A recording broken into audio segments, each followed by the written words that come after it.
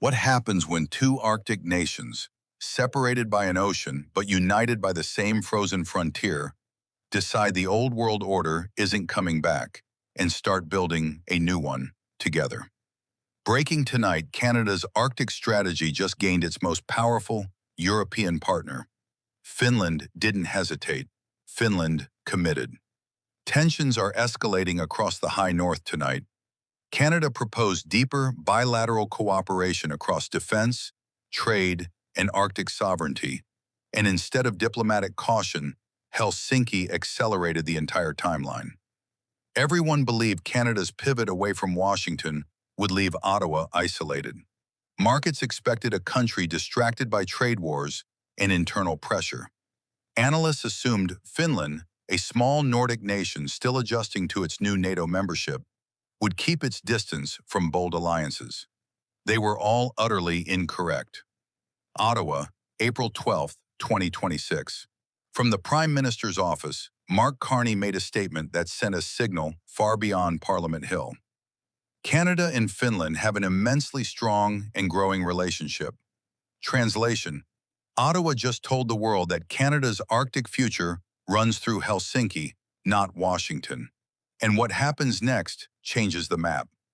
Finnish President Alexander Stubb arrives in the Canadian capital this Tuesday for what officials are calling the first formal bilateral meeting between the two leaders. 2 days, April 14th and 15th. Behind closed doors in Ottawa, the leaders of two Arctic nations will sit down to reshape the future of northern sovereignty, defense procurement, critical mineral supply chains, and advanced technology corridors that most of the world hasn't even begun to think about. Dear viewers, this is not a courtesy visit. This is a strategic realignment happening in real time. Let's rewind, because to understand why a Finnish president is flying across the Atlantic for 2 days of intensive talks with a Canadian Prime Minister, you need to understand the architecture that Carney has been quietly assembling for months. March 15th, 2026, Bardufoss, Norway. Above the Arctic Circle, Prime Minister Carney stood in a military hangar watching Exercise Cold Response unfold, a Norwegian-led NATO exercise bringing together troops from 14 nations training in extreme winter conditions. Beside him, Norwegian Prime Minister Jonas Gahr Støre and German Chancellor Friedrich Merz. That same week, Carney attended the Canada-Nordic Summit in Oslo, sitting across the table from leaders of Denmark, Finland, Iceland, Norway, and Sweden. The joint statement that emerged was extraordinary in its directness. 6 nations, united by democratic values and Arctic geography, pledging to deepen cooperation in defense, security, resilience, and green economic growth. But here's the part nobody paid enough attention to. Just days before that summit, Carney announced a $35 billion investment in Arctic defense and northern infrastructure. $32 billion of that earmarked to modernize forward operating locations in Yellowknife, Inuvik, Iqaluit, and Goose Bay. Airfields, hangars, ammunition storage, fuel facilities, and logistics infrastructure. This wasn't a talking point. This was a down payment on Arctic sovereignty that dwarfs anything Ottawa has committed in a generation. Translation: Canada put real money on the table, and the Nordics noticed. Now Finland is coming to collect on the partnership. And the agenda reads like a blueprint for a new Arctic power axis. Start with the ICE Pact, the Icebreaker. Collaboration effort is a trilateral agreement between Canada, Finland, and the United States, designed to build world-class polar vessels capable of asserting sovereignty in waters that are becoming navigable for the first time in human history. Finland brings something irreplaceable to this table: decades of icebreaker engineering expertise, shipyards that have built vessels for Arctic fleets around the world, and Arctic, the Finnish company whose multi-purpose icebreaker design was selected by the United States for 6 of its new Arctic security cutters. Canada, holding the second-largest ice-breaking fleet on the planet, is building 2 new polar icebreakers for the Canadian Coast Guard under the National Shipbuilding Strategy, which has already generated an estimated $38.7 billion in GDP contribution and sustained over 21,000 jobs annually. Dear viewers, icebreakers are not romantic relics of polar exploration. They are the warships of the next century. Whoever controls icebreaking capacity controls Arctic shipping lanes. And as seasonal ice melts faster than any model predicted, those lanes are opening. The country that cannot break ice, cannot project power, cannot protect fisheries, cannot secure undersea cables, and cannot enforce territorial claims. Canada and Finland understand this.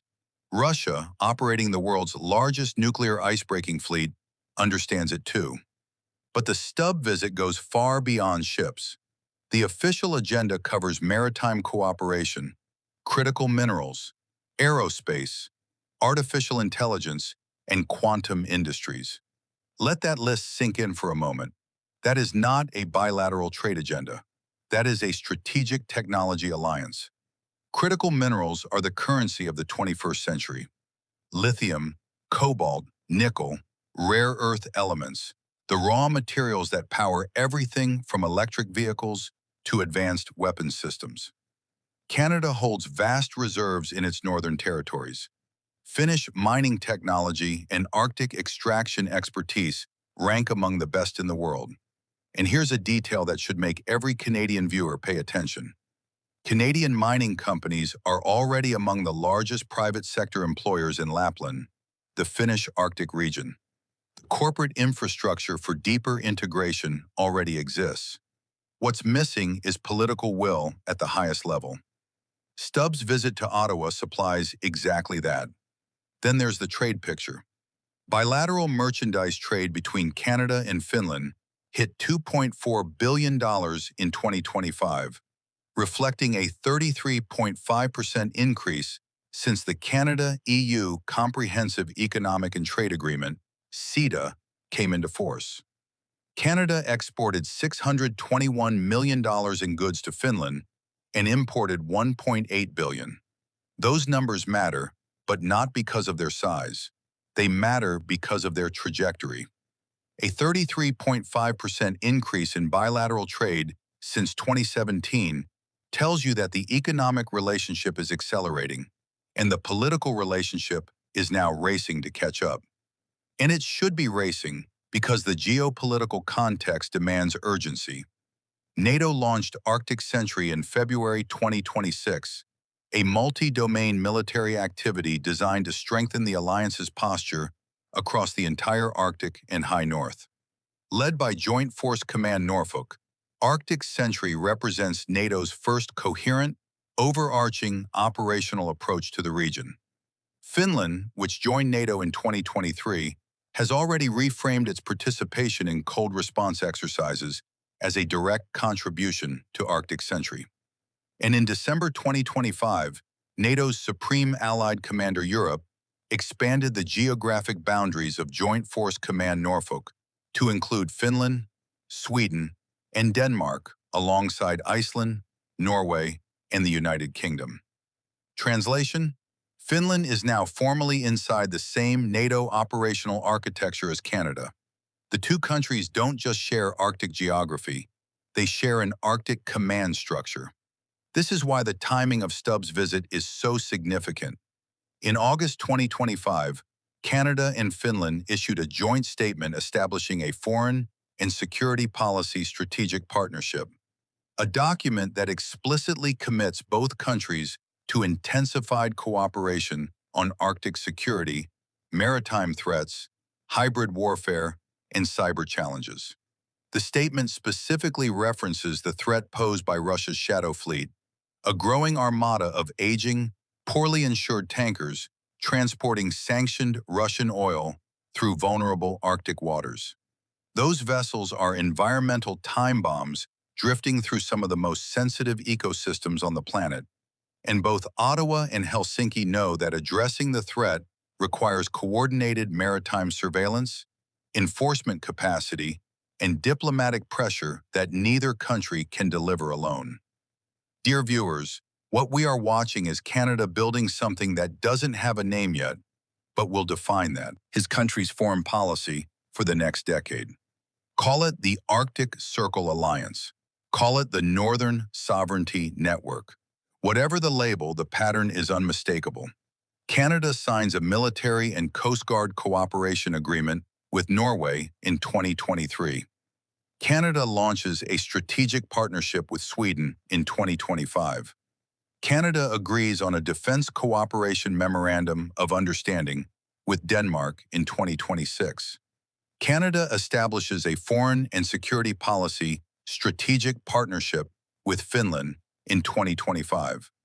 And now, Stubb flies to Ottawa for 2 days of face-to-face talks with Carney.